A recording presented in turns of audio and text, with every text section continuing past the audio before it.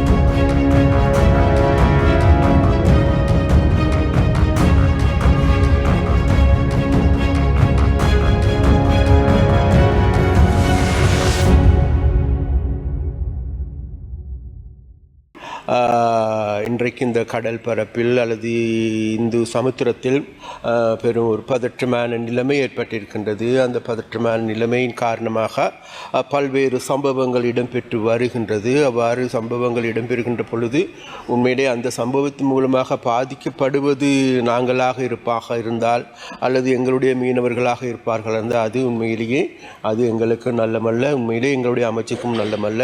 அதனால் வேண்டி நாங்கள் விசேடமாக எங்களுடைய மீனவர்களிடம் மிகவும் அன்பாக நாங்கள் கேட்டுக்கொள்வது, இப்பொழுது இந்த இந்த இந்த பிரச்சனையை தனியும் வரைக்கும் எங்களுடைய கடல் எல்லையை விட்டு அல்லது அத்துமீறி ஏனைய எல்லைகளுக்கு சென்று சட்டவிரோதமான ரீதியாக சென்று மீன் பிடிக்கின்ற நடவடிக்கையில் ஈடுபட வேண்டாம் அல்லது அவ்வாறு செல்ல வேண்டாம் என்று நாங்கள் மிக மிக அன்பாக கேட்டுக்கொள்கின்றோம்.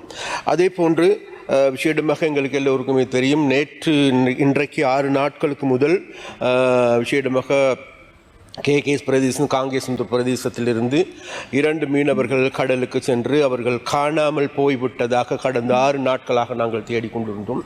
ஆனால் 6 நாட்களுக்கு பிறகு நாங்கள் தேடி பார்க்கின்ற பொழுது இன்றைக்கு அவர்கள் இந்திய கரையோர பாதுகாப்பு படையினால் கைது செய்யப்பட்டிருப்பதாக தெரிய வருகின்றது.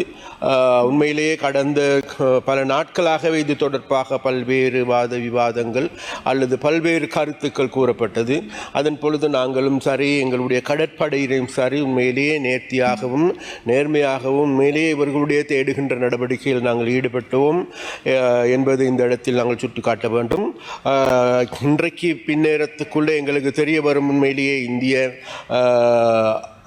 கடற்படையினால் கைது செய்யப்பட்டிருக்கின்ற எங்களுடைய மீனவர்களுடைய நிலைமைகள் என்னவென்று, அதன் பிறகு அவர்கள் எதனால் கைது செய்யப்பட்டார்கள் என்பதும் தெரிய வரும். அதன் பிறகு உண்மையிலேயே அவர்களை மீட்பதற்கான அவர்களை மீட்பதற்கான நடவடிக்கைகளை நாங்கள் இந்திய அரசாங்கத்தோடு ராஜேந்திர ரீதியான தொடர்புகளை ஏற்படுத்தி நாங்கள் செய்வோம் என்கின்ற உறுதிமொழியும் இந்த இடத்தில் நாங்கள் தருகின்றோம்.